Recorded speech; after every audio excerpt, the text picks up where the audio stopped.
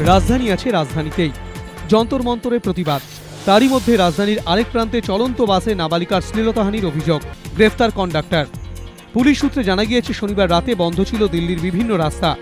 তানসেন মার্গে লাজপত নগরগামী একটি বাস ব্যারিকেডের সামনে এসে দাঁড়ায়। কর্তব্যরত পুলিশকর্মীকে কোন দিকে যাবেন জানতে চান বাস চালক। তখন বাসে বসে কাঁদছিল এক নাবালিকা। নাবালিকা ছাড়া বাসে ছিলেন 2 কন্ডাক্টর। সন্দেহ হয় নাবালিকাকে জিজ্ঞাসাবাদ করে পুলিশ।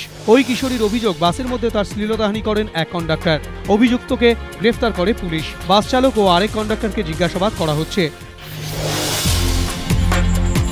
দিল্লি গণধর্ষণ কাণ্ডে তরুণীর মৃত্যু, দেশজুড়ে শোক প্রতিবাদ। এরই মাঝে ফের গণধর্ষণ ও তারপরে খুনের অভিযোগ, ফের শিরোনামে বারাসাত।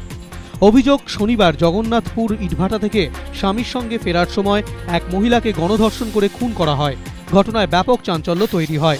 রবিবার ঘটনাস্থলে যায় সিআইডি। এদিন ভোরে গ্রেফতার করা হয়েছে ইছা মোড়ল নামে এক যুবককে। তার বাড়ি দক্ষিণ 24 পরগনার সরবেরিয়ায়। ফরেন্সিক পরীক্ষার জন্য এদিন তার শরীর থেকে সংগ্রহ করা হয় নমুনা। শনিবারই প্রাথমিকভাবে পুলিশ অনুমান করে কোনো ধারালো অস্ত্র দিয়ে মহিলাকে আঘাত করা হয়। মাথাতেও গুরুতর আঘাত ছিল।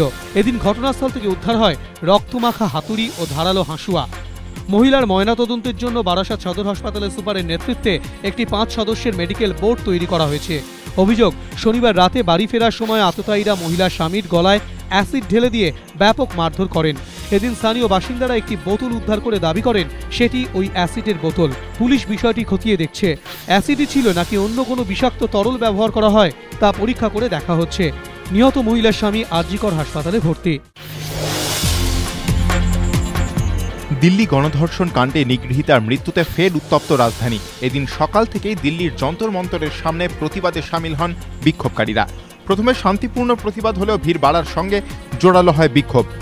কোনো রকম অপ্রীতিকর ঘটনা এড়াতে ইন্ডিয়া গেট ও রাইসিনা হিলের সামনে নিষেধাজ্ঞা জারি করে দিল্লি পুলিশ। ইন্ডিয়া গেট ও রাইসিনাগামী সবকটি রাস্তা ব্যারিকেড দিয়ে বন্ধ করে দেওয়া হয়। দিল্লির বেশ কয়েকটি মেট্রো স্টেশন। যন্তর মন্তরের সামনে ব্যারিকেড হটানো নিয়ে পুলিশের সঙ্গে ধস্তাধস্তিতে জড়িয়ে পড়ে বিক্ষোভকারীরা। প্রতিবাদের আঁচ ছিল কলকাতাতেও। মেট্রো চ্যানেলের সামনে সই সংগ্রহ অভিযানে সামিল হন বহু মানুষ। 50 মিটার লম্বা একটি বিরাট ফ্লেক্সে চলে সই সংগ্রহ। বহু মানুষের সই সম্বলিত ফ্লেক্সটি রাষ্ট্রপতির কাছে পৌঁছে দেওয়া হবে বলে জানান প্রতিবাদীরা। জলপাইগুড়ি জেলার মাদারিহাট ব্লকের দলমোড় চা বাগানের শ্রমিকদের মতে অপুষ্টি, অনাহার, অসুস্থতা সেখানকার নিত্য সমস্যা। জুঝতে মৃত্যুর কাছে হাড়ও মেরেছেন অনেকে। 1 বছরের বেশি সময় ধরে বন্ধ এই বাগান। নেই রোজগার, তাই চাপে না হাঁড়িও। শ্রমিকদের দাবি, 2011 সেপ্টেম্বর মাসে প্রথমবার বন্ধ হয় মাদারিহাট ব্লকের দলমোড় চা বাগান বন্ধ থাকে 2012 22 জানুয়ারি পর্যন্ত। 23 জানুয়ারি 2012 থেকে চা বাগান খুললেও জুলাই মাসে ফের বন্ধ হয়ে যায় বাগান। তখন থেকে এই বাগানটি বন্ধই পড়ে আছে। শ্রমিকরা জানিয়েছেন, মুখ্যমন্ত্রী সম্প্রতি জলপাইগুড়ি সফরে আসায় আশা ছিল দেখতে আসবেন তাদের দুরবস্থা, বন্ধ হবে অনাহার অপুষ্টির এই মৃত্যু মিছিল, কিন্তু মুখ্যমন্ত্রী আসেননি।